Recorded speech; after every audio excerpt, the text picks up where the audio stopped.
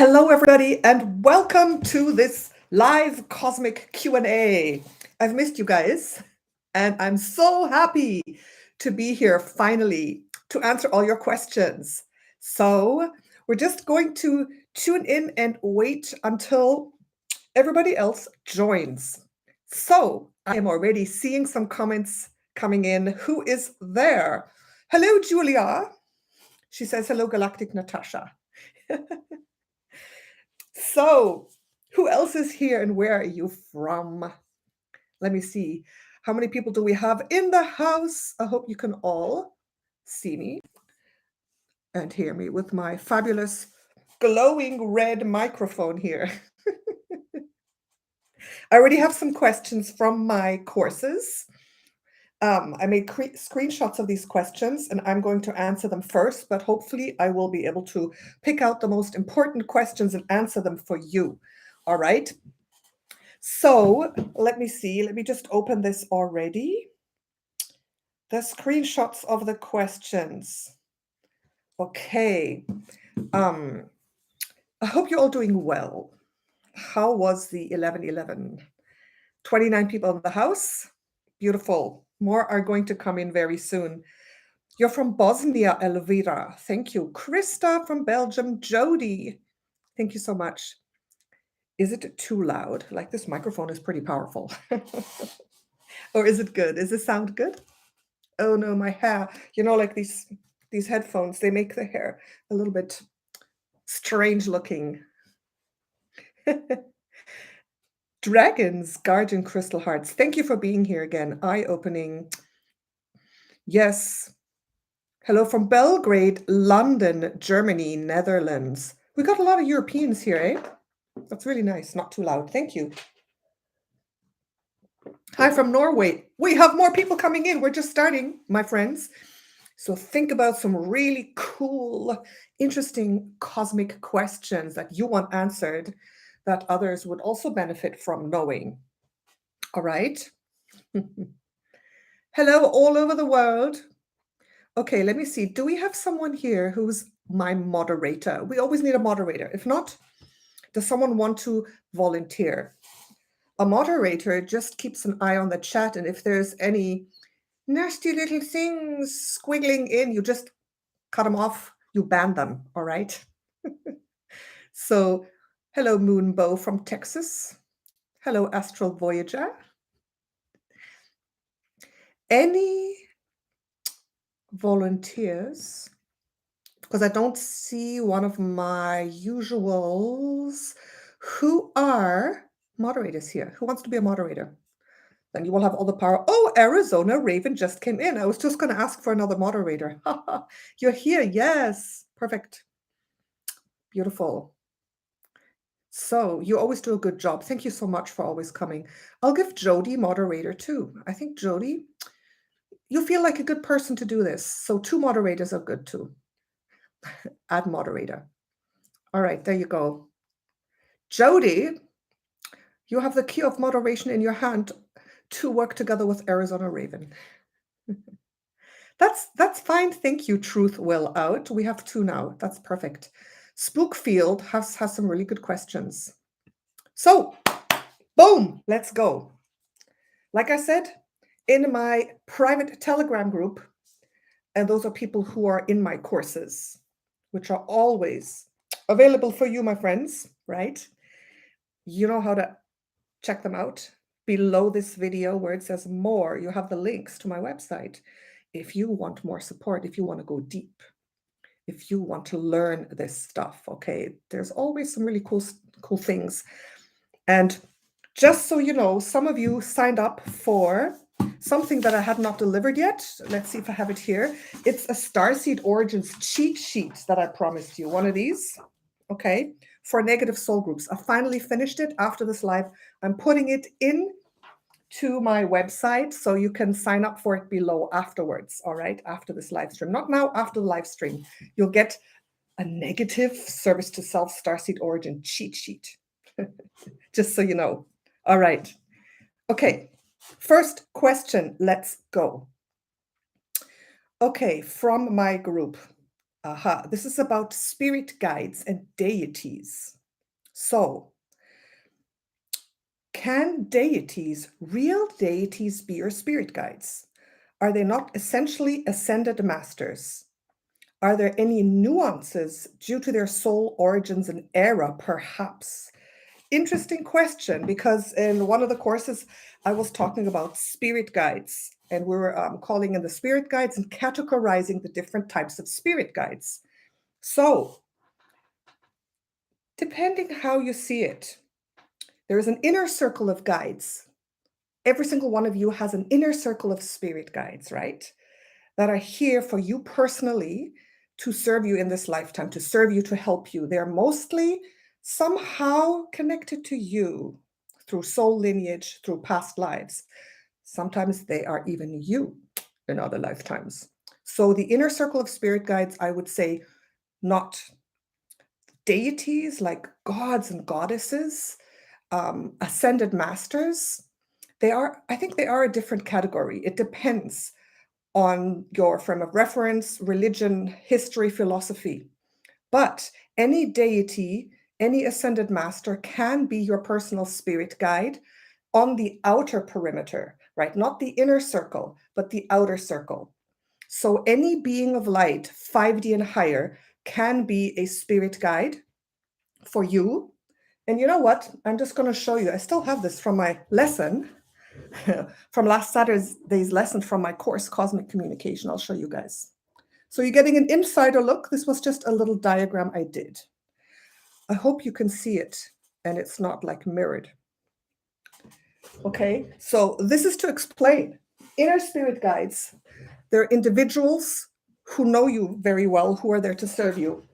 The outer spirit guides, part of your angelic team or team of light, can be angels or archangels, spirit animals, magical beings, star beings. Here we go. Ascended teachers and masters, or different types of spirit beings, even trees and plants. Okay, those are your outer circle of spirit guides. And we have others as well, which we didn't talk about in that lesson, but the ascended teachers and masters, and deities. I don't know, Shiva, the destroyer, for example, right? Or Babaji or Jesus can be a spirit guide of yours, right? Some of you might not define it that way, but if you work closely together with one of these teachers, masters, or deities, it means that they are there personally also to help you, to teach you, to guide you. And usually they have different, I would say, kinds of guidance than your inner circle of spirit guides. Sorry, this thing here got caught up in my rolling chair. So they can be your personal spirit guides, even archangels.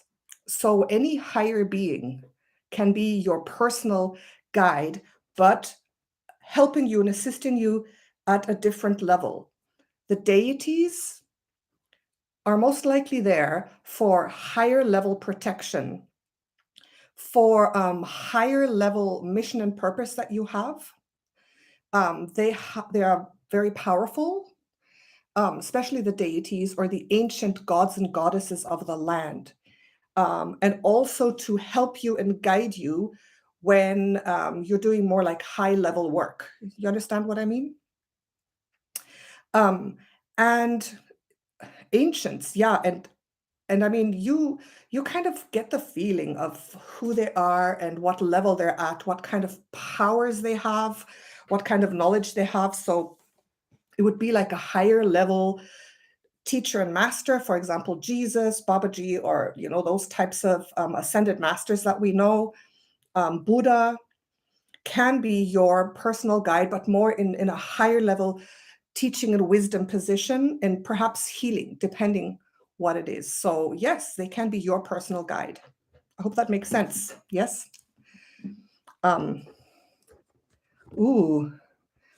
Dragon's guardian saw a blue dragon gargoyle looking being next to your bed. You always ask and feel, are you positive or negative? You know by feeling if they're there for you and if they're positive or not. Like, we know this. We know how to discern, right? So, very interesting.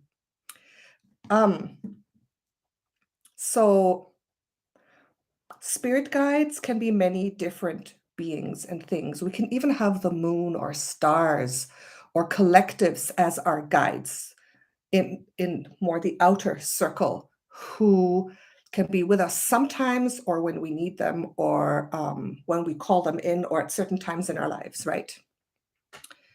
Does that make sense? Okay. So next question that still, this is actually, I answered most of these in the chat, in the Telegram chat. So next question, how is connecting with our higher self different from connecting with our inner child? Would the approach be different? Are they one and the same at the end of the day? I think this depends on you. It depends on you. I think it's a little bit of a different nuance, because our higher self is our multidimensional higher version of ourself. Remember, we're multidimensional beings like this. Right now, we are in our consciousness in the third dimension, but we can also simultaneously step into our higher dimensional self, into our ascended self, into our fifth dimensional self. And this is a higher being of wisdom. And our inner child, I think it's more refers to the vulnerable, pure, very open aspect of ourselves that maybe got traumatized, that maybe got hurt, that things happened, that brings us joy, that is more the pure, innocent beingness of who we are. So I think it's a little bit different. I think they're connected, but it's just like different aspects of ourselves. And depending what starseed origin you are, some starseeds are more like children. They are like our inner children. Like the Pleiadians are very, very much like inner children, just as an example.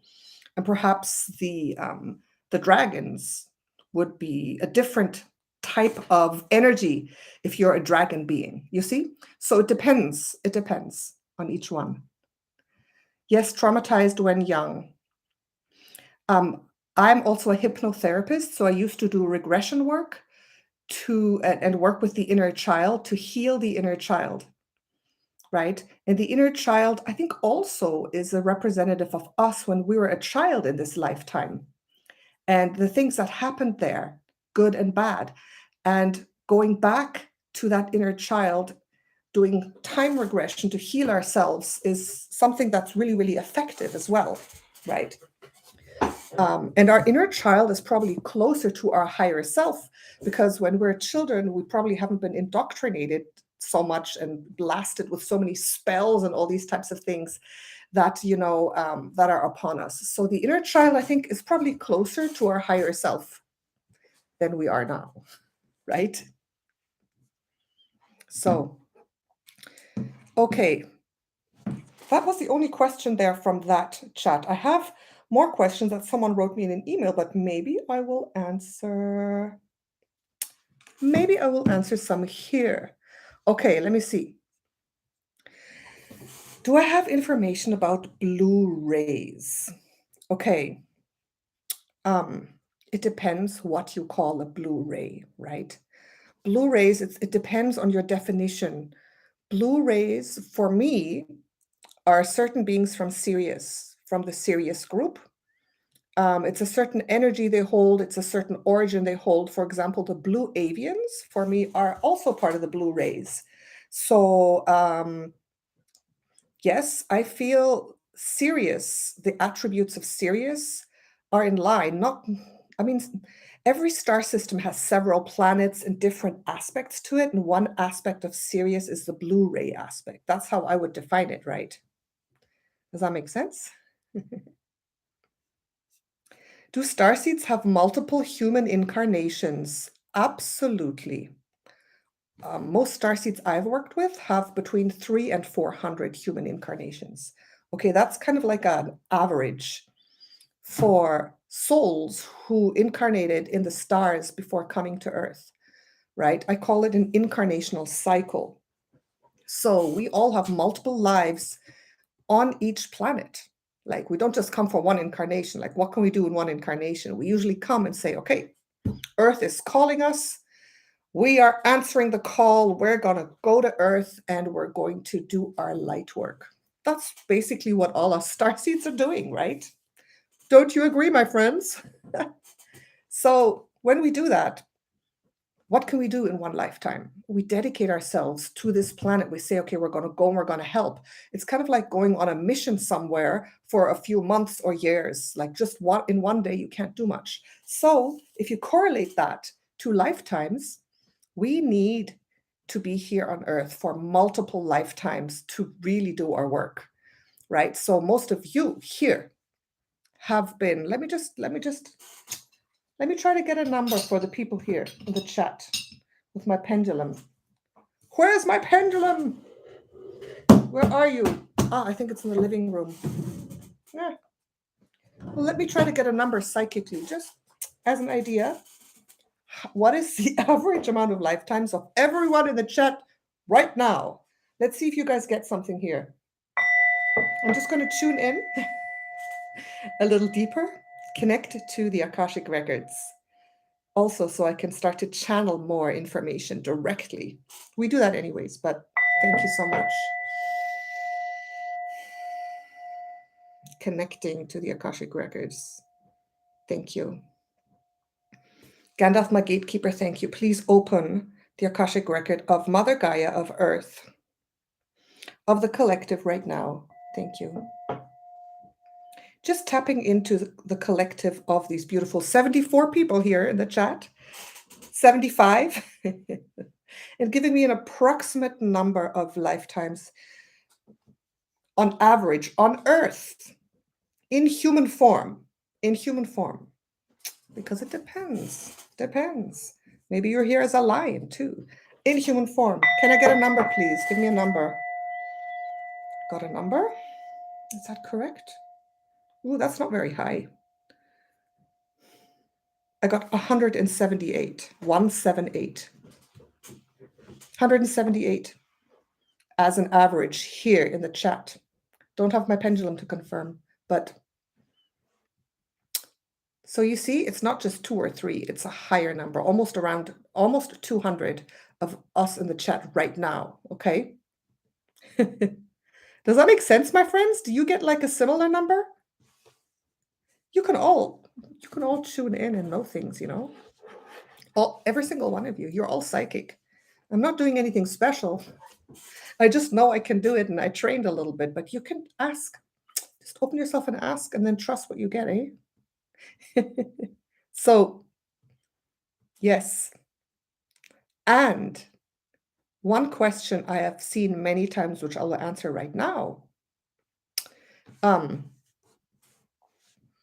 Most of you starseeds have had incarnations on many different planets, not just one. Okay, most people I work with in readings, in my courses, everything, have had incarnations, for example, in the Pleiades, in Orion, on Sirius, in the parallel dimensions, right?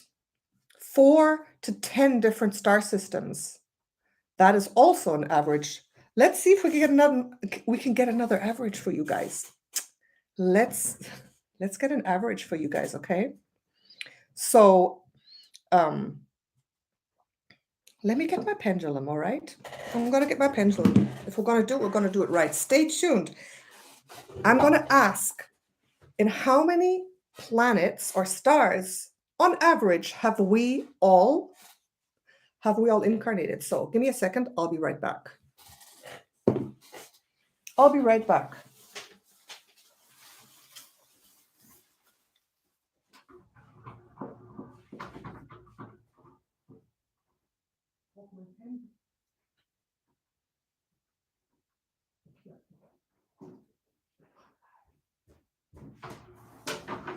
Okay, I got it. Got the pendulum, my friends.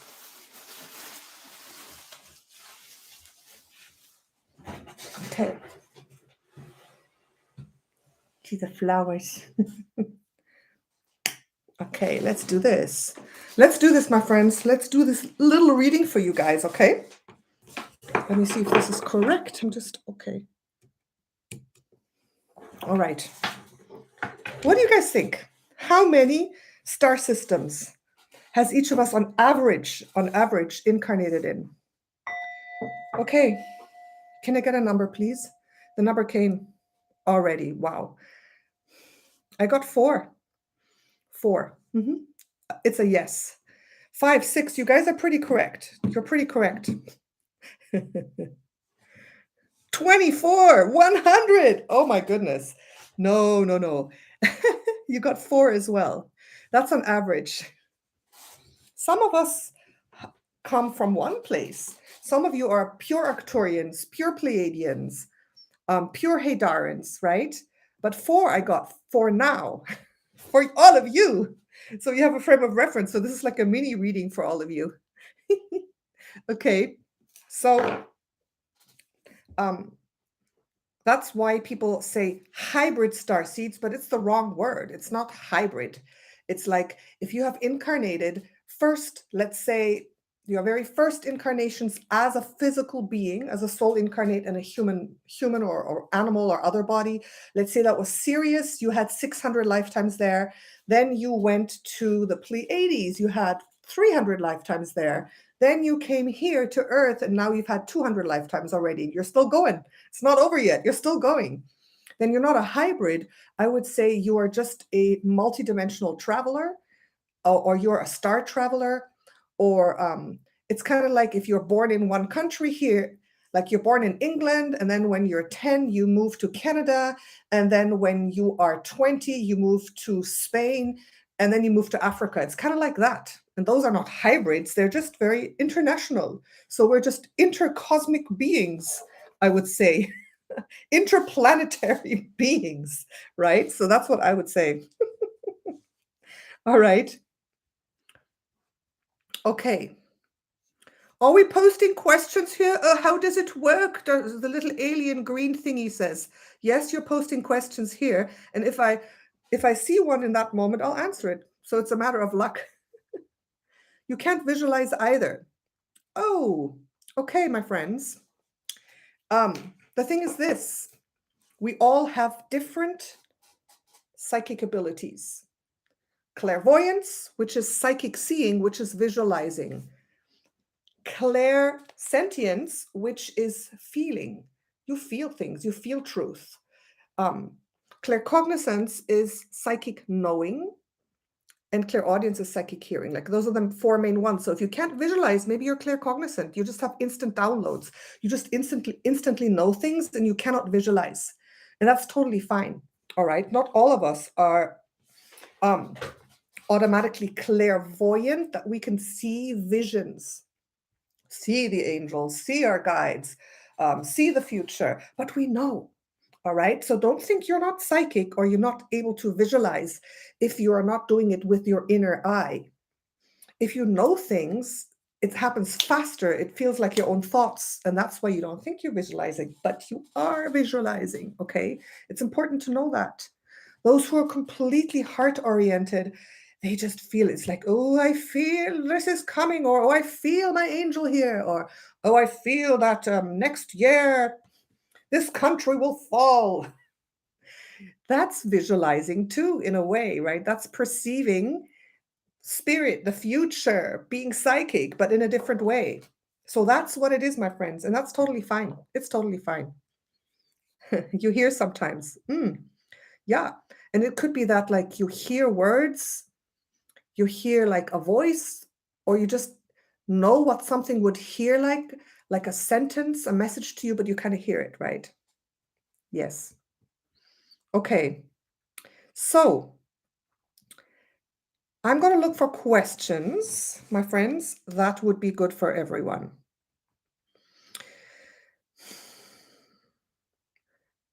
I saw a black imp on someone emanating from his chest, and 2 large ones from people's upper back and neck. Why do some have this? A black imp. What that feels like to me is just demonic entities that you're seeing like that. Sometimes you could see black clouds. I see it in people's eyes sometimes if they're like possessed or if they have entities and things like that. And it just seemed like a black imp sitting on someone's shoulder and chest, and that doesn't sound very good. Doesn't sound positive or aligned. So it is a negative entity that you are psychically seeing that is influencing them, attaching to them, possessing them. Sadly. But oh yeah, that's what it is. There's nothing else that I can imagine that it is, right? Are you a starseed? If you ask that question, then the answer is yes. It's as simple as that. An earther soul would never ask, am I a starseed? Because they're not even interested in that stuff. Right? So, of course you're a starseed. Most of you here, or probably all of you here are. Oh my God, politics. Oh no, please don't ask me about politics. My thoughts regarding the US midterms, my thoughts regarding politics, all politics on Earth right now are very, very third dimensional and nowhere near to anything that is 5D or where we want to go in our system. It's like, just how the system is set up is just, it's just not, for me, it's not even worth talking about. I'm sorry. I'm sorry. It's sad. It's sad. But politics is something that probably a whole live stream can be dedicated to that subject, right? So, okay, what are people from Orion like? It's funny, on that cheat sheet, Negative Soul Groups, I just wrote a little paragraph about Orion. So, Orion has a lot of galactic history. And the original Orion humans are very like powerful, mystical, magical, grounded, druid-like beings. That's the typical thing. They're like, they know how to use magic. They know how to use energy. They can go deep. They're a little bit like dark and deep, but positive, service to other, not negative, but like very strong and rough and very steel. They're steel, right? If I tune into them, I'm going to tune in a little more. They have a very strong core, and they can do really good shadow work. They're good shadow workers, and they're very good with nature. I see them. They can use rocks. I feel that they are the ancestors of many of the Celtic traditions, of the Druid traditions, those types of attributes they have. And Orion souls, there are a lot of animal souls as well that come from Orion, big, powerful animals that had their blueprint there, and then they came to Earth as well, right? So I think that's really interesting, the Orions. And then Orion was overtaken by the by some negative soul groups, by the Draconians. And the Orion Empire, I feel, has its is the Draconian Empire, right? The Empire, like in Star Wars. It's true. It's the seat is there in one specific timeline, right? Because if you zoom out into higher dimensions, there is no time, and all timelines exist at the same time, right? So I'm not in the chat now. A different Natasha, maybe. So that's Orion. There's one planet that we know very well. That's a little bit different, and that is Arcturian, the third star in the belt of Orion, or Mintaka. And that is a water planet. Water planet with where Atlantis comes from, right? The legend of Atlantis, mermaids, all those Atlanteans. If you saw that movie, I think I talked about it before. If you saw the movie Aquaman, that's Atlantis. That's Atlantis, right? So, and that's Mintaka. That's Atlantis, that's Mintaka, that's Arcturian. It's a little bit like that. All right, so that's what the Orions are like, just as a quick overview. And a lot of them came here because Mintaka was also I would say, overtaken by the Draconians, and a lot of them had to leave. That's why we have a lot of Mintakans here, and they came here as mermaids in Atlantis, in times of our Atlantis, right? That's why there are these legends, they kind of all fits together. Pocahontas. I'm not sure. So, can I talk about the antiverse? Apparently, the Pleiadians have access to it with their technology. It's a universe made of antimatter, but what does it entail? I don't know about the antiverse. Let's dive in and see if we can channel something, okay? Because I know nothing about the antiverse. I do know about I would say galactic origin history and the different types of galaxies, but the antiverse, let me see, I have an idea. Let's tune in. You guys come with me, all right? We're now tuning in and channeling stuff if we don't know it. That's what I do. So you guys can do the same. So come with me, tune in with me, and see if you get some information from your higher self, from the Akashic Records, from those who know more about it. So let's do it. Antiverse, antimatter, what is it? See if we can get a vision here.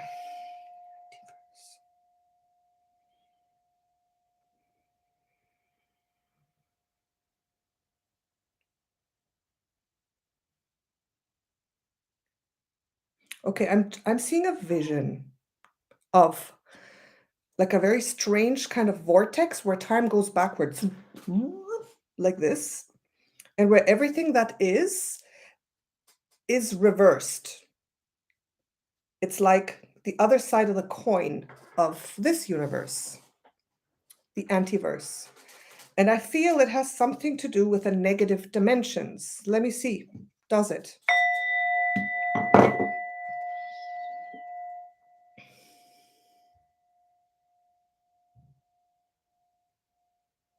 No. Okay, it's not the negative dimensions. It is the other side of the coin of our universe. So it's like two polarities. One is here, one is there, but it's not polarity. It's just, I guess, for everything that exists, another side of it has to exist, right? Which is a more expanded view of some sort of polarity. So I am getting, like, I had a really weird feeling of time reversing, and I saw everything going back to its origin and going in the other direction, and being sucked into this very strange other place that is the other side of the coin of the universe. All right. So that's what I got. So is it negative? Not necessarily. It's just, I don't know exactly what it is. It's a very strange thing. I can't look in there.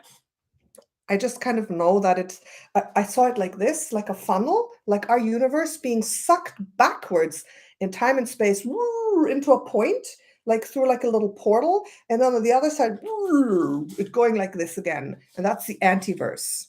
Maybe everything is turned around and opposite of how it is here. Maybe cosmic laws are opposite. Something like that. The mirror, yeah, the mirror image. Exactly. That's what I got. So I wouldn't want to go there. Maybe we exist there in our opposite form. An interesting concept, huh? Okay, let me see. More questions. I'm going to try to go quick. Do people who have been V'd have to reincarnate for the next 26,000 years? Other spiritual teachers have said that. Oh, no, absolutely not. Absolutely not. How can you damn the major part of humanity to that? Absolutely not. Listen, no matter if you've been V'd, no matter what choices you have made in the past, everything in every moment is a new choice, a new world, a new existence, a new beginning. So no matter what you've done in the past, you can choose to undo it in every moment. That's what I truly believe. Even the most negative souls who chose to be negative, in 1 second, they can choose to connect to the light, become positive, and that's it, right? So those who chose to take the V, first of all, there's different kinds of it. Obviously, it is part of a negative greater agenda, but obviously us beings of light, who kind of understand negative agendas and maybe have made negative choices in the past, or choices for whatever reason that we took, we can overcome it, transmute it, undo it, neutralize it. Absolutely, there are ways, right? I feel this whole V thing, I mean, I've talked about before the V or other negative agendas, even the illness itself, like all these things have been created by negative agendas to keep humanity down, but it's not working, is it? It's not working. It's not going to work. Like there's so many different ploys that they try to force humanity into, and those who go that way and keep going that way more and more and more and don't do anything about it, make more and more negative choices, put more stuff in their bodies, maybe then even chips, and then chips in the brain, and then they start to like become very negative and mean, and they start to devolve and degenerate. Then you may have something like, well, I would say a detachment from source. And when you become a negative soul, I feel you don't have as much choice. And then maybe you have to keep reincarnating because you don't have that much choice, but not because of one thing that you did. Absolutely not. And I think that's not a good thing to say. I think that's also a little bit of a negative agenda, right? We have to really be careful on all sides what we believe and how deep we go, how disempowering we are, and or how much we are like, perpetuating division and hate and negativity and all that stuff, right? There's a lot of information out there from a lot of people that I really don't agree with. That thought is not based on love either. You've taken the V, now you're damned, you have to spend 26,000 years reincarnating. That is not a thought based on love. It's not. That's judgment too. So that's just my 2 cents. No matter who you are and what you've done, what choices you've made. We've all made negative choices or put stuff in our bodies or done whatever. And we can always say, okay, you know what? That's enough. I'm going to correct that. I'm turning to the light. I'm going to heal my body. I'm going to overcome everything, right? That's what I believe. Okay. So, yes, give zero energies to negative agendas. Yes, absolutely. Oh, so many questions. I can't keep up. What is DMT? I don't know what that is. You have to give me the long explanation. Are UFOs coming soon? A prophetic dream. They are here. UFOs are here. They're right there above Earth. That's what I believe. That's what I've seen in my visions. I've been up there in spaceships. The thing is, because they are not third dimensional, we cannot see them. Because we, in the third dimension, are not able to perceive or see beings and things in higher dimensions. That's why the scientists say the universe is pretty empty of life, because fifth dimensional and higher life, they can't see because it's like it eludes them. And that's why spiritual seekers like us are able to perceive, when we do our work, higher dimensional beings. And then we can kind of perceive that there are UFOs up there. They are. And sometimes when they kind of fly around, they might like do a dimensional shift and show themselves for a moment. Or if you are practicing to be in a higher dimension, in a high vibe, high vibration, and you're able to perceive, like if you're more of a fifth dimensional consciousness being, right? Then you're able to perceive light ships. Then you're able to perceive or just know that they're there, right? So I feel the Pleiadians, the Arcturians, the Andromedans, the Alpha Centauris, all those positive beings of light are there above us in spaceships, yes, but invisible because they're not third dimensional. They're 5D and higher. So we can't see them with our eyes if they don't choose to make themselves seen, right? So I believe they are there. And they're helping us. They're doing what they can. And we are them anyways, right? So we're not separate from them. right? So when I went up to my galactic council, I was there.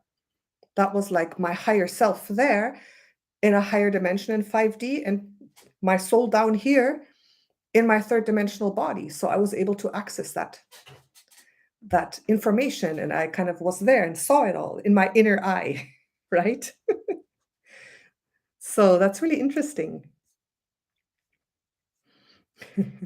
Okay.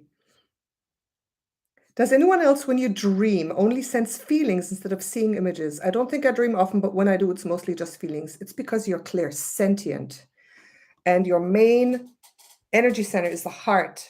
So you feel and don't see. So that's absolutely normal. Like I said before, with your psychic abilities, you feel things, and that's just as valid in knowledge as seeing. And then in dreams, it's the same.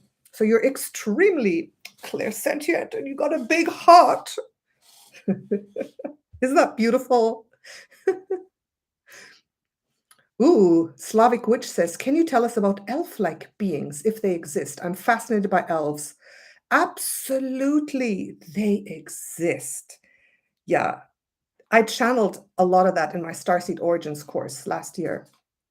So the elves, for me, in my frame of reference, they exist in the fairy realms, which is a dimension that's a bit different from 3D. That's why we don't see them. Again, other dimensional beings we can't see because we're in the third dimension, and we really can't easily see beings that are in other dimensions. So fairies and elves are in a realm that is like a magical in-between realm. So for me, it's like an in-between dimension that is very special in the galaxy, very special. And for me, the elven realms, from what I've recently understood, they are often eras of planets. You know, planets are consciousnesses. They evolve. And they kind of go through different dimensions. They ascend and descend. And I've seen in many planets that many planets had an era where the dimension was the fairy realm dimension. And it was kind of like a magical shifting dimension between 2D, 3D, 4D, and 5D. Where these magical beings exist, and they can shift in and out of dimensions. That's why suddenly you can see them, and they can come and like take something and go away again, and they can shift into the higher dimensions. And they're very interesting, magical, and beautiful, and elusive beings. So they exist. So they exist here on Earth, and they're actually whole in one parallel dimension. I once saw a whole fairy realm, which was a sector of the galaxy where all the planets were in this dimension. It was a fairy realm dimension, right? Like a whole bunch of stars and planets all in the fairy realms. So it's super interesting. And you get all the magical beings just as in Lord of the Rings or in those books. It's exactly like that. They're the elves, the gnomes, the dwarves. Who else? Who else is there? Like all those little people, right? And they still exist on Earth in that other dimension, even though it's not the main dimension on Earth, right? I think it's so super cool. Super cool. Can you please tell us the fourth star system that you mentioned of the star seeds in the chat? The fourth star system. Don't quite know which one you mean. They took your phone off the hook the other night, the fairies. That's typical. That's what they do.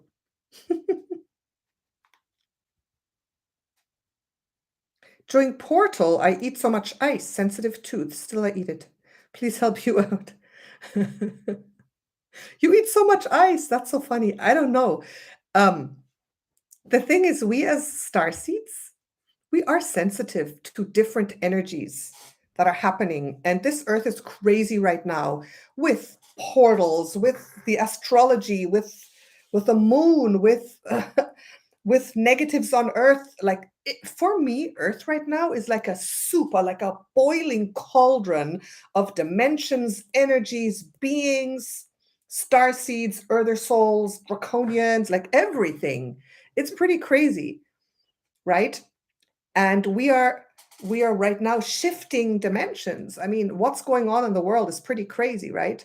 A lot of us are going up, the others are going down. Like the earth is changing, politics is changing, there's wars, there's recession, it's crazy out there. So obviously, if you are an ascending starseed, if you're someone who's getting lighter and less dense, and you are starting to shift your vibration into a higher vibration, if you're shifting into higher states of consciousness, you're going to be super sensitive in different ways, different parts of your body, your psyche, your soul, your spirit. It's crazy. It really is. And just staying focused, centered, happy, grounded, surviving, it's not that easy. You got to be strong, my friends. You can't give in to anything. You have to know who you are. You have to stay solid, right? There's too much information out there, like I said, on both sides. There is a lot going on in the world. Trying to survive, keep your job, have a place to live, be guided to a good life is not easy, but it's possible. It's possible because we are divine beings of light. And I feel the only way to really survive these times is to truly listen to your divine guidance, know who you are, and stay really solid. And just always listen to your heart. Your heart discerns. Your heart gets the information from your higher guidance. Don't listen to anyone or anything, and like you can easily get off track, right? Just stay solid. Stay right there. I'm solid. I never forget who I am. Never. No matter what. I'm like, boom, right there. No, Karina, I don't understand your question. Sorry. How do you stay strong? Wow. How do you stay strong? That's like the best question of the day. How do I stay strong? I think my whole YouTube channel is about that. Like, right? First of all, you have to stay strong by just making a choice to think positive thoughts, to feel positive emotions, to concentrate on your heart center, and to meditate. You have to have a practice. You can't be random. You got to have a practice. Staying strong is like focusing within your heart and being aware, being very awake and aware of your thoughts, of your patterns. You have to start healing yourself. You have to start really just having a practice of focus, right? Because you get thrown off focus very easily. So if you ask, how do I stay strong, to start off with, I would start with a daily meditation practice, a daily focus practice, where you start doing different things, right? You start just steadying and focusing your mind. You start tuning into your heart. You start asking your higher self to help you, right? You start healing your traumas. You start clearing. It's a long process, but like a regular practice, I think really, really helps. And then connecting with a community like this of uplifting, positive information, right? It's really important. A community is really important. So you're not alone out there spinning your wheels and going crazy, right? You're welcome, Inner Garden Paths. Thank you. In your dream, someone told me people worship you. Come in power. How do you do it? Coming into your power. Well, coming into your power is finding out who you are. Finding out who you are. Like, you got to know who you are. That's really important. Once I knew more of who I am, that I'm a divine, eternal being connected to the light, coming from the stars with a mission and purpose to bring light into this world, having originated in a parallel dimension, knowing that I incarnated in the Pleiades, on Arcturus, in different places, knowing my higher self-identity as a Pleiadian, for example, in this lifetime, which is most important. Those types of things, right? Knowing that I'm a positive being, figuring out what my purpose is, that's very, very important, right? So It's like the whole spiritual journey, the journey of spiritual mastery is really important. You just got to keep working on it, right? You got to keep working on it. And it'll come, and it's not that difficult. It's not that hard. Like, I think it's so exciting to figure out what's going to come next, what other knowledge will come in for me, what's the next chapter, and just keep your eyes very firmly on the paradise matrix. That's what I always say. Always visualize the best path for you and believe in it, right? You got to believe, have a little bit of faith, right? Okay, let me see. Positive affirmations are spells you tell yourself. Yeah, you got to hypnotize yourself a little bit. Why do many souls lack compassion? You are so right, Rox. That's a really good question. Well, tuning into the collective, first of all, a lot of souls are not starseeds. Earther souls are more prevalent, I feel, or ones who maybe have their main soul essence, Earth, in a very low density, 3D, like not higher consciousness, lower consciousness. And because of the overtatement of negative soul groups of Earth for hundreds of thousands of years, and people having suffered a lot, I think they have dulled their senses. They are just in survival mode. And that's why they're not capable, or they probably do feel some compassion, but they have spells, they have fear, they have the obedience codes. They have been, I'm not trying to excuse them, but it is a lot of that. They have not been able to develop their consciousness to a higher level where there's a lot of compassion, right? It's just survival mode. And I mean, if you just open a history book, the history of Earth is not very nice. Like, the history of Earth is just, plagues, wars. Earth is not an easy place, my friends. It's not an easy place. And I feel humanity has been held down by very negative, power-hungry soul groups for a long time. And that has an impact on people, on humanity, right?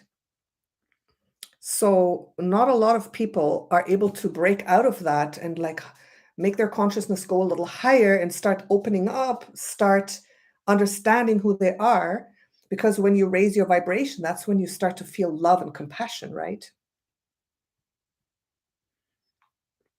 Yeah, this is a harsh place. It is. Could you read any energy in this chat? What kind of energy? For the collective, perhaps, like I did.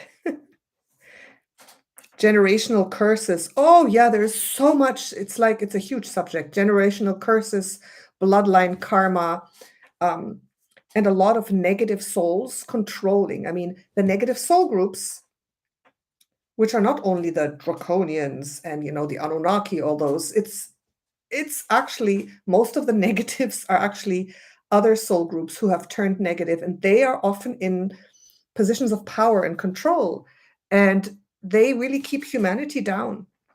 I mean, I don't want to sound too negative, obviously. We're changing the system, but if you look deeper, I think we've awakened. If you look deeper into the systems of the world, they are not conducive to ascension. All the systems that we are living under are very negative. The banking system is the biggest fraud. I mean, the economy is collapsing. Those who are in charge is just like, it makes the worst out of people. The political systems, the medical system, the industry, the military, all the systems of the world are like designed to keep humanity enslaved. That's what I truly believe. That's why I'm trying to break out of the system, and I just move around in the world to wherever I feel I can be most free. Because I don't like the system of the world at all. I move in the system and I try to make it work for me. But that's why when we talked about politics before, what do I think of the midterm elections? The whole system, even if there's good people trying to, work in the system, the whole system is set up for oppression and control. I'm sorry, but that's how it is. That's what I feel. But knowing this is empowering, because then we can say, okay, maybe they are not set up to help me and to promote me. So I'm just going to do it myself and try to use parts of the system that I can so I can independently make a good life for myself, break out, be positive, not comply with what they want me to do if I feel it's bad, right? Be very, you have to be independent, strong. That's why I'm saying you have to know who you are today. You got to know who you are. You got to be independent and strong and not let yourself be caught up in these political discussions and to kind of go down in these vortexes of division and hate as well, right? I understand someone has to try to do politics, but you got to go at these things really from your heart. Always ask your heart, is this truth? Is this not truth? Will this be good for me? Will it not? Tap into your higher guidance to not get off track. Right? So it's very interesting. And we all believe different things, and you all are allowed to have completely a different opinion than me. This is all perspectives. I don't believe anything. I have perspectives, and you all have different ones, and it's perfect. It's fine. Right? It's fine. Everything you believe is also fine. Veganism. Oh, yeah, we're going to get there one day, hopefully. Oh, there's a little discussion going on in the chat. What are we discussing, my friends? What's the discussion there?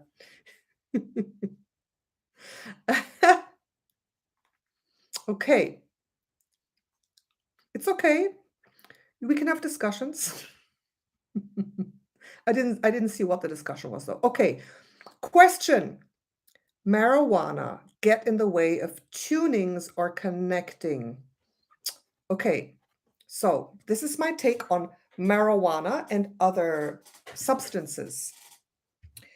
I personally don't do any substances because with substances, depending how they are used, there is a danger of opening portals or holes in your aura, in your protective field where things can get in and you kind of get out of focus and control. So if you use it for medicinal purpose or in a very intentional way, or also, ayahuasca or maybe even alcohol or, anything that is used in a very intentional way with protection, I feel can be positive for you.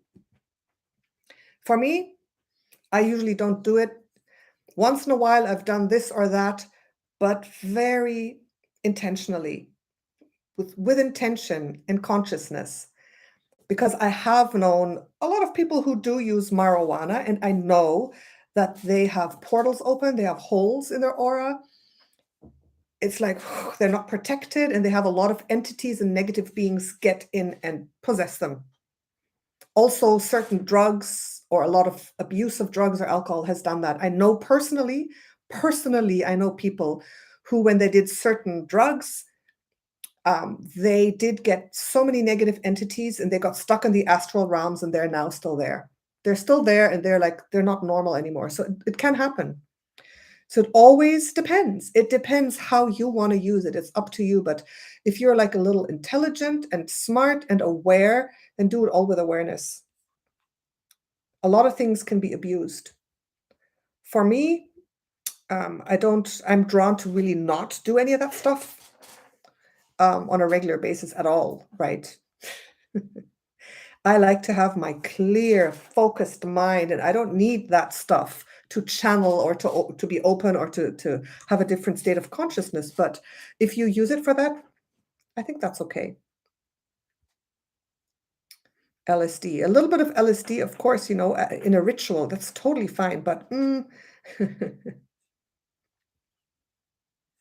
Sharon says, why do souls choose to be born autistic? I think there's two sides to that question.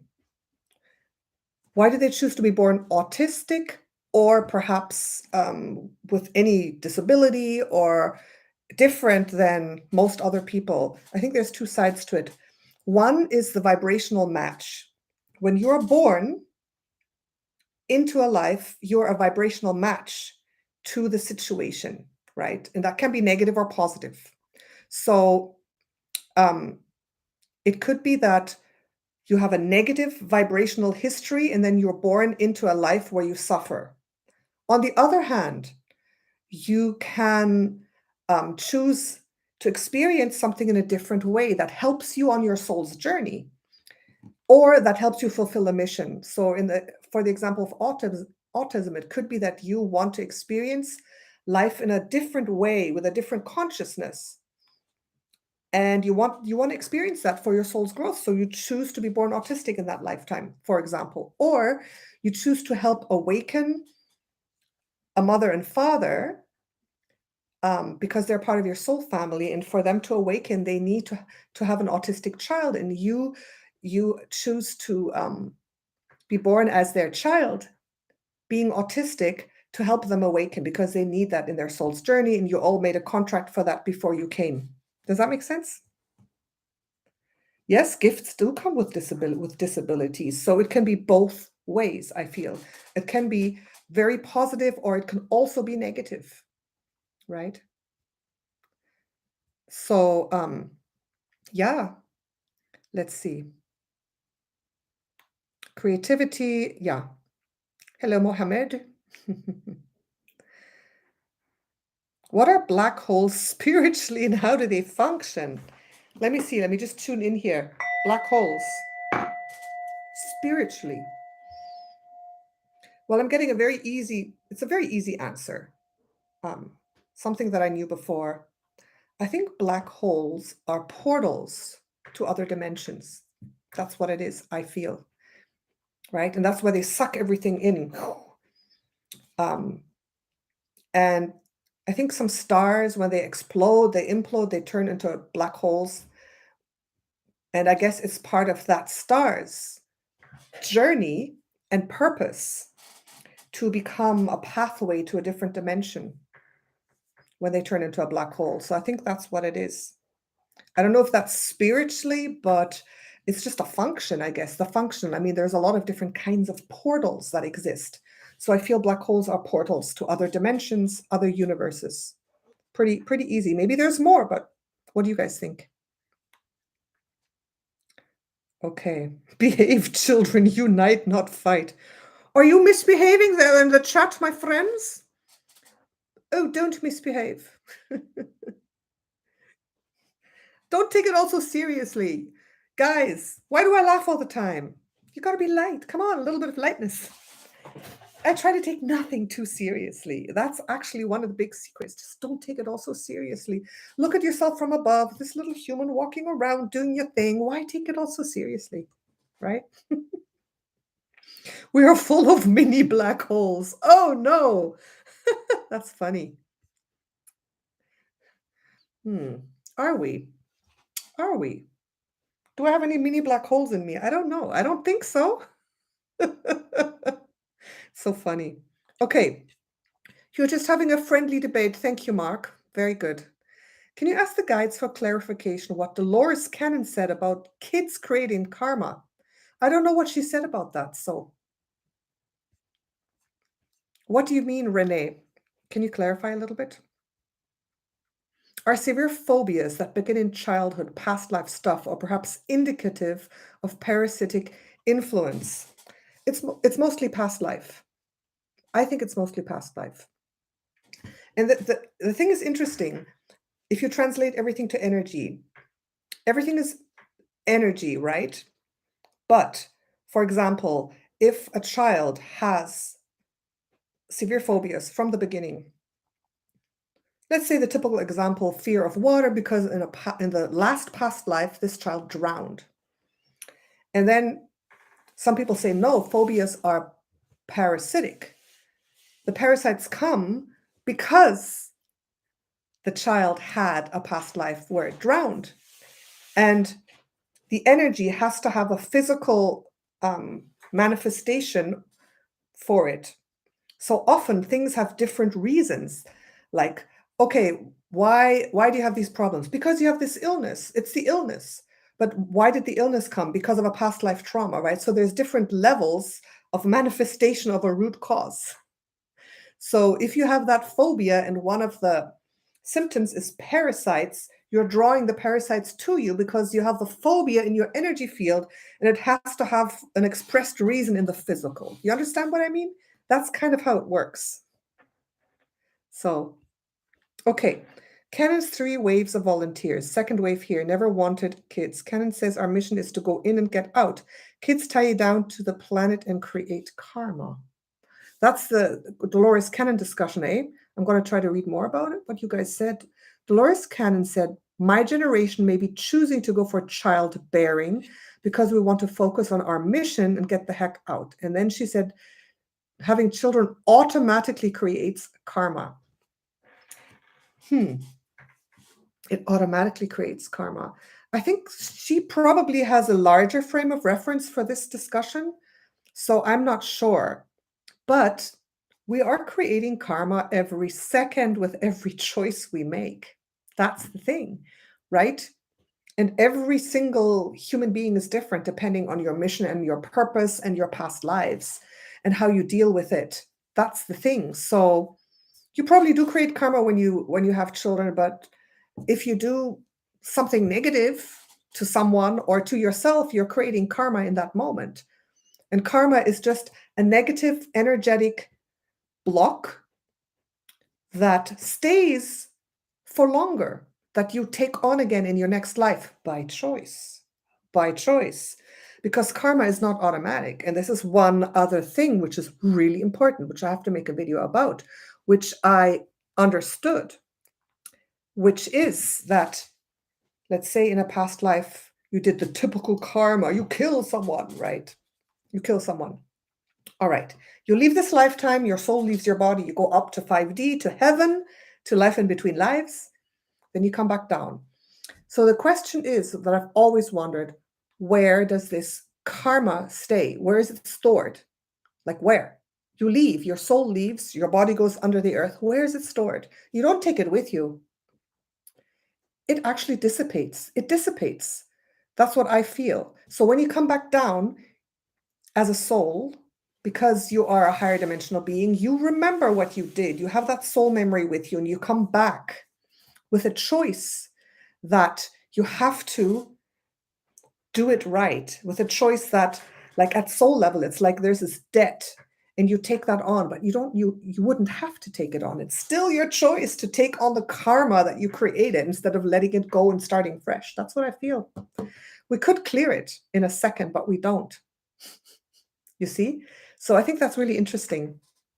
It's really interesting, that discussion. So,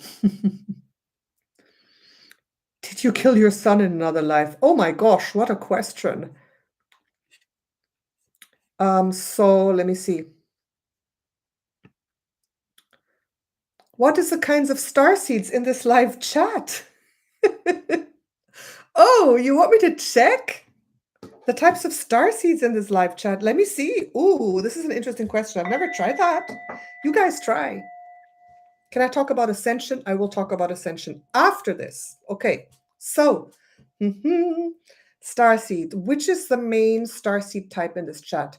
And if we are multi starseeds of different ones, we all have a main expression in every lifetime, right?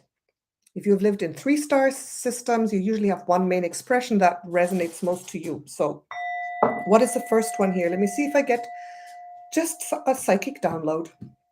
Tuning into the 101 people here. Thank you, everybody, for being here.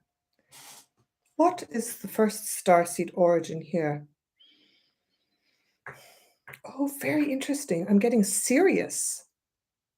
But I feel they're pretty evenly divided. So it's not like serious and then like it's very close. Serious. I'm getting serious. What's the second one? What's the second one?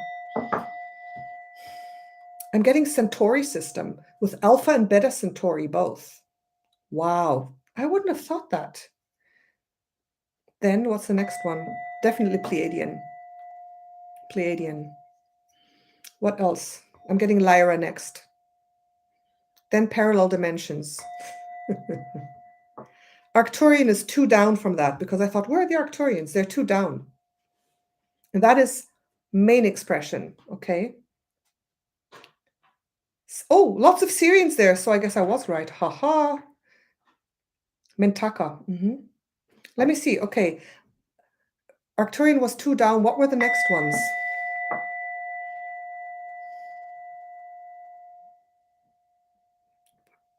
What was the next one?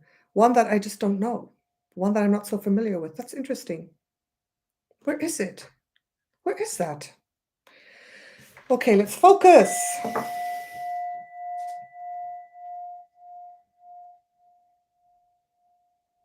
Antares. Antares. Interesting. Antares. Andromeda is after Arcturus. There's one more that we have to get. Which one is it? I think I saw, yeah, Virgo. Spica. Virgo. And the realms, the fairy realms can be within any of those planets or Earth. So I was just trying to catch the planets. Blueprints is a different thing. Fairy beings are a blueprint too. Whales are a blueprint.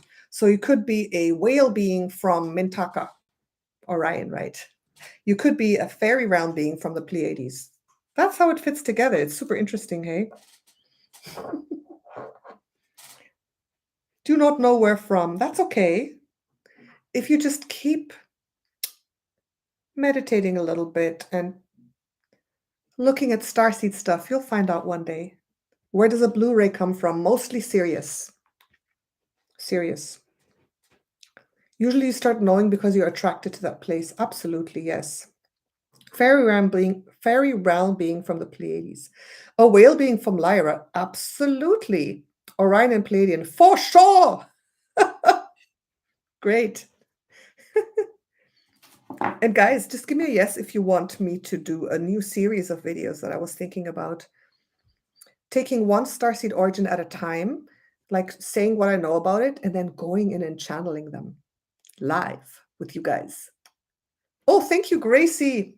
I appreciate you. Thank you so much.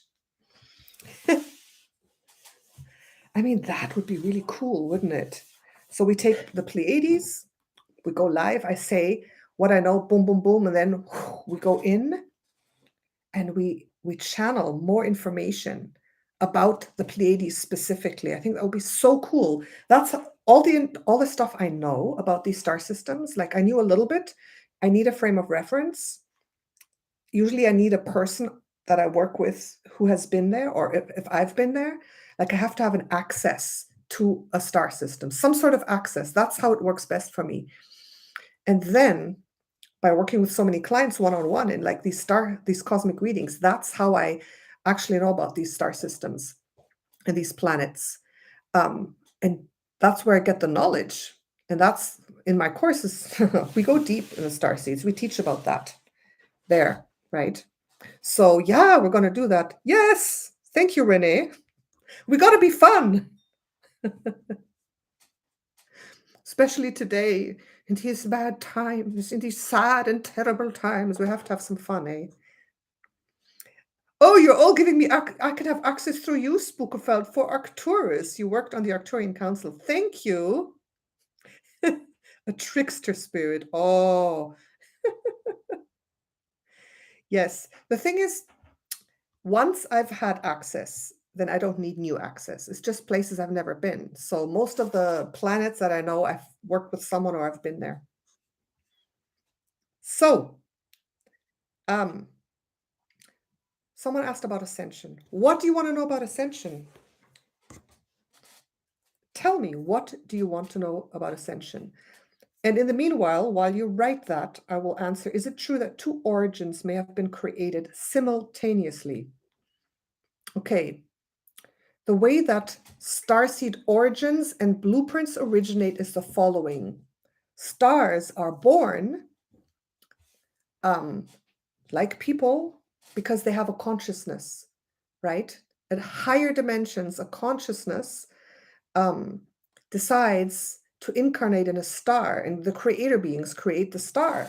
And in physics, it's I guess a big bang explosion, or you can explain it in astrological terms, no, astronomical terms, astronomy, but the consciousness wants an incarnation, and then a star is born, and that star bears the planets, and that's how the starseed origins are born. So that just happens in the universe, and the stars and the planets then decide what blueprints they want to bring forth as their children. We are children of Gaia because we're in the human blueprint, and the Earth Mother decided she wanted the divine human blueprint incarnate on her, on Earth, right? Also, all the other animals.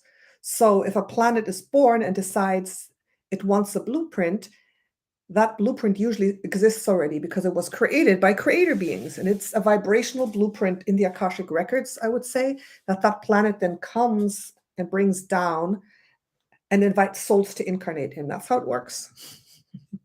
Isn't it cool? So, yes. Ascension. Yes, but Rox, what do you want to know about ascension? There's so many things about ascension. How do you ascend? Where are we at right now in this world? Ascension is like a huge topic. Ask me a specific question about ascension. You're a Virgo dragon. Ooh, nice. Beautiful. My take on ascension. My take. Okay. A general take on ascension. Do you guys all want to know? My general take on ascension is the following. How far are we? Ascension is the striving for all beings towards the light. It's a natural process. It's cosmic law.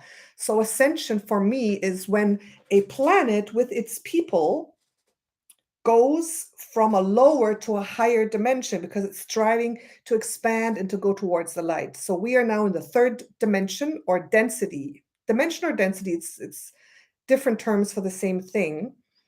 And basically the Earth Mother Gaia and the humans on it are striving towards the next level because life wants to grow. It's a cosmic principle, right?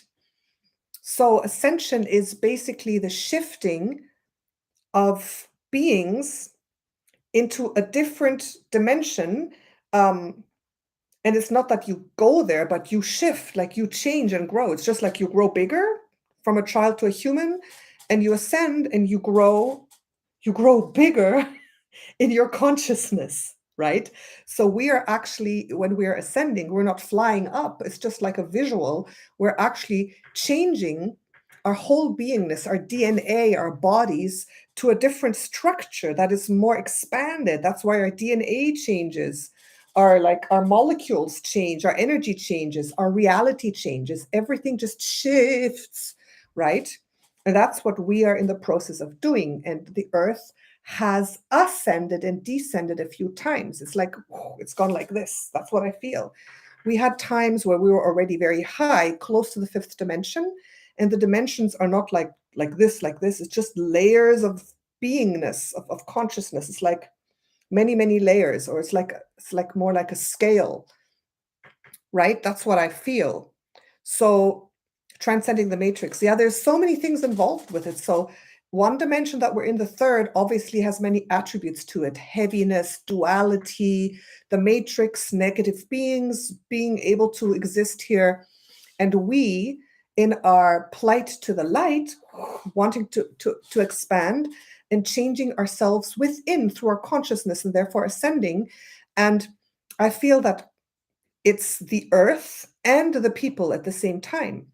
And we are, a lot of us right now, more and more every single day, are awakening to the fact that, okay, yes, we are getting more intelligent, we're getting more wise, we are understanding that there is a process of ascension, and we are starting to step into that path. And because it's a higher consciousness, it has to do with spiritual mastery, it has to do with understanding, with expanding consciousness.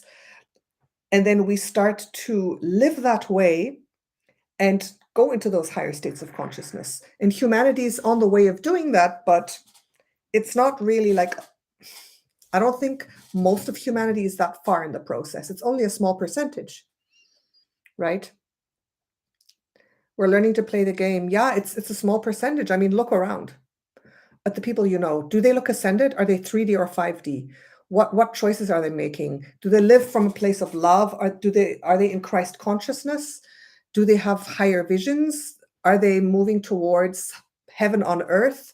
Are they in their paradise matrix? Yes or no? Like, you can actually just look around at 100 people that you know and like say which ones you think are ascending or which ones are not, right? And how can you tell how far you've ascended? I think you can tell by actually the life that you're living. If you have a terrible life, I don't think you're very ascended. Maybe like you're in the in-between phase. As you ascend more and more, you start to live more and more in bliss, joy, and happiness from within. And sometimes there's an in-between phase where the physical situation lags behind a little bit and it's an up and down, like it's not a steady thing, right? That's why you can have a very high vibrational light worker who is like most of you, who is on their way to ascension, who have shifted their consciousness, their vibration already higher. But there's still a lot of stuff happening. You get sick, you get into bad situations, you get dragged down. But because this is a cauldron, remember, Earth is a cauldron of negative, positive beings, different dimensions in different places. You could have a third dimensional density there, 100 meters over there, you have fifth dimensional energy, right? It's crazy right now. It's not a solid dimension that we're living in, right? China. I think China has a lot of places that are almost in the negative fourth dimension. If you look at how some people live and others probably higher, it's like that everywhere though. In every country, I feel right now, there are higher and lower dimensions. And the nightmare realms, the negative 4D dimensions, where people are suffering and where they've made really negative choices, they're like more in the negative dimensions already than in the positive ones. So I don't think our Earth is really that ascended yet, most of it. But you can be and I can be, and that's what I'm striving for.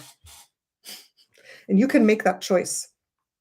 And I know a lot of people are maybe saying that the whole Earth will ascend together, but from our point of view, yes, because let's say let's say maybe 1 million of us are ascending and ascended, then our life will start to change so much that the others will at some point not be visible anymore. So it will be a different Earth because it's a different dimension, right? Like just like a little bug a little bacteria in the soil probably doesn't know about us humans and our whole life. It doesn't see us.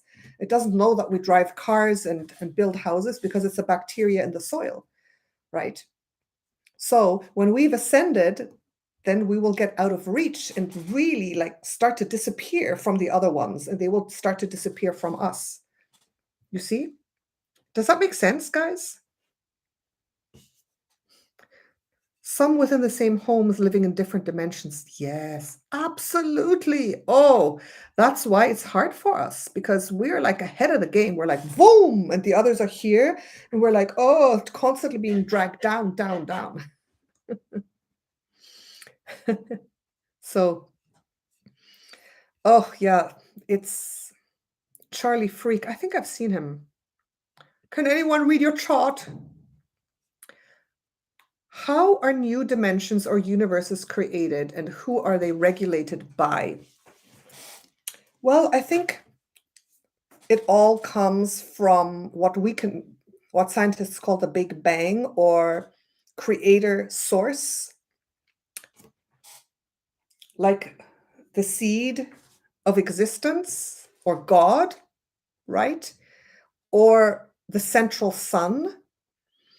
And I mean, there's different philosophies, but I see it that God source, creator source, central sun wants to experience itself. So it starts to divide itself. So you can only experience yourself from another point of view, right? So I see it as like as a general picture, God, creator source, all that is like all oneness of everything and everyone wants to experience itself. So it starts to like produce little droplets of itself that kind of go off and maybe into a lower dimension from 12D creator source into a lower dimension. And then that maybe are stars or universes, right? And then as they individuate themselves more and more down into the dimensions, and they get more and more individualized until they get to the third dimension, where we are then individual people, right? And I feel it's like a cosmic process where like it all expands and individualizes, and at some point it's like it comes all back together again, and it merges together again into the oneness, and then it happens again like this, right? That's what I feel. Does that make sense? I talk about that in my Starseed Origins course. We go through all of that cosmic history. So, no beings in other dimensions? Of course there are beings in other dimensions. Yes. Yes, there are. Wow, we're 1 hour and a half in, my friends. This live stream is getting too long, even though it's a lot of fun. It's fun.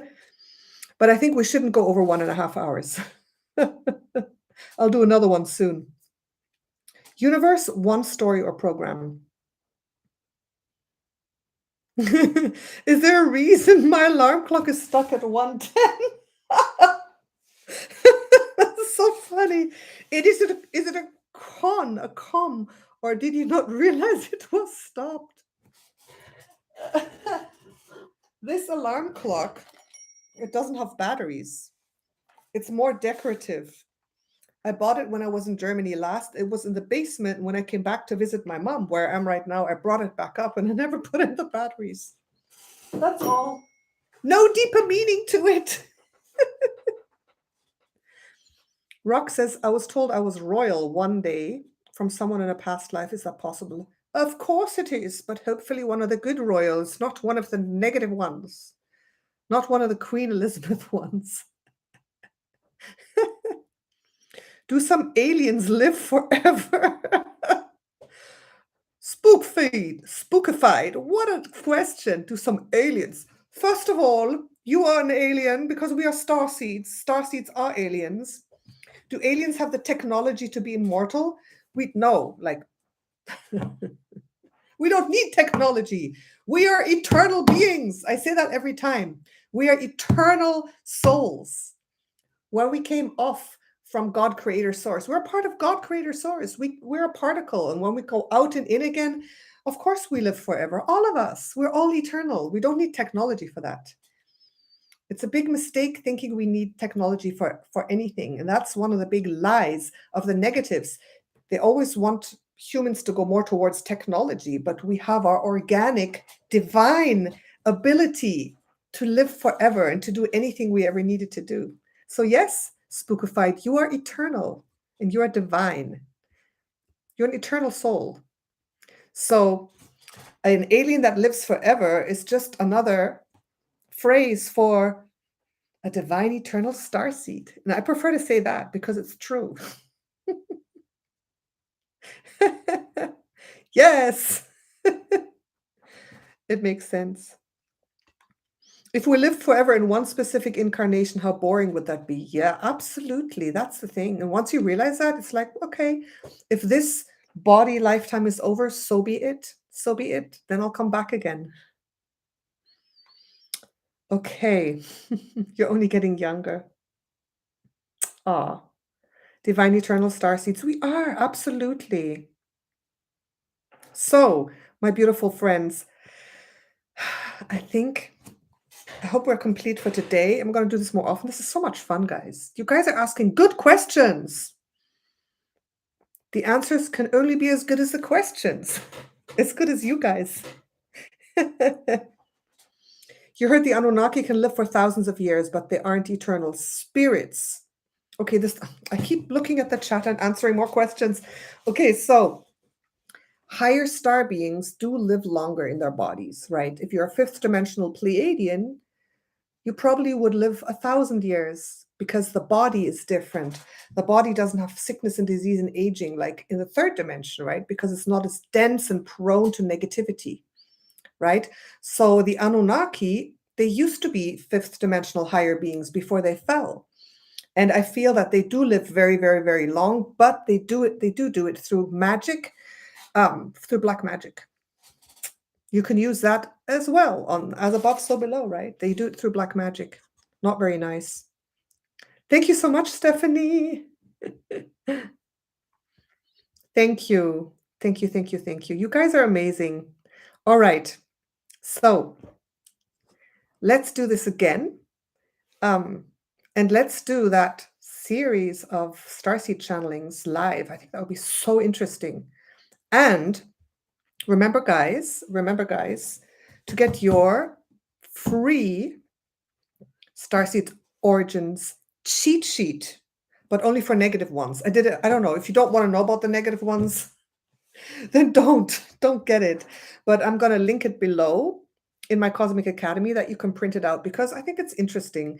I did that actually in the sentiment of Queen Elizabeth, because we did a live stream, talked about negative beings, and everyone wanted to know. So I spontaneously said, I will give you a cheat sheet. And I'm sorry if I'm giving you a sheet with negative beings information, but I promised that. And those of you who signed up for that, you're going to get that soon with an email. Okay, so sign up for that. And I will create some very cool free resources for you guys. Really good stuff. So below the video, sign up for that, where I'm saying the cheat sheet. And then you'll be receiving some extra stuff from me, some extra really amazing Starseed information, right? Okay. Thank you so much, everyone. Love you guys. I appreciate all of you. And we will see each other again very, very soon. Remember to check below this video, the description box, for the free stuff. And also, if you want more support from me, right? If you are wishing to learn some more of this stuff, I have courses open right now that you can join, all right? It's really worth it. It's fabulous. This work is just the best, okay? It's the best. And the courses are really good too. All right. Thank you so much. Love you all. See you soon. Bye. Bye.